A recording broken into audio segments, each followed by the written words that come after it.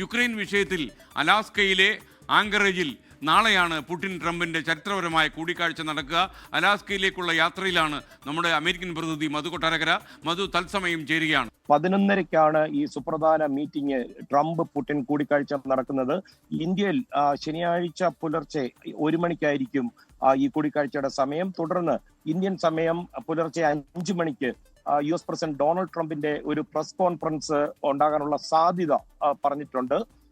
അത് കൺഫേം ആയിട്ടില്ല. SKNM കഴിഞ്ഞ ദിവസങ്ങളിൽ അല്ലെങ്കിൽ കഴിഞ്ഞ മണിക്കൂറുകളിൽ ഇത് വളരെ ഡൗൺ പ്ലേ ചെയ്തിട്ടുള്ള മെസ്സേജുകളായിരുന്നു വൈറ്റ് ഹൗസിൽ നിന്ന് വന്നത്. അതായത് അധികം പ്രതീക്ഷിക്കേണ്ട, പുടിന് പറയാനുള്ളത് ട്രംപ് കേൾക്കുമെന്നാണ്. പക്ഷെ ഇന്ന് രാവിലെ ഡൊണാൾഡ് ട്രംപ് ഫോക്സ് റേഡിയോയ്ക്ക് നൽകിയ അഭിമുഖത്തിൽ വലിയ ആത്മവിശ്വാസമാണ് പ്രകടിപ്പിച്ചിരിക്കുന്നത്. പുടിൻ ഒരു ഡീൽ ഉണ്ടാക്കാൻ വേണ്ടിയാണ് അമേരിക്കൻ മണ്ണിൽ എത്തുന്നതെന്നാണ് ട്രംപ് വിശ്വസിക്കുന്നത്. അത് മാത്രമല്ല, ഇത് നല്ല രീതിയിൽ ചർച്ച പോയില്ലെങ്കിൽ അന്നേരം തന്നെ അദ്ദേഹം തിരിച്ച് മടങ്ങിപ്പോകും. ഇത് നല്ല രീതിയിൽ പോകുകയാണെങ്കിൽ യൂറോപ്യൻ ലീഡേഴ്സിനെയും സെലൻസ്കിയെയും വെച്ചിരുത്തി ഒരു ഡീലിലേക്ക് എത്തും.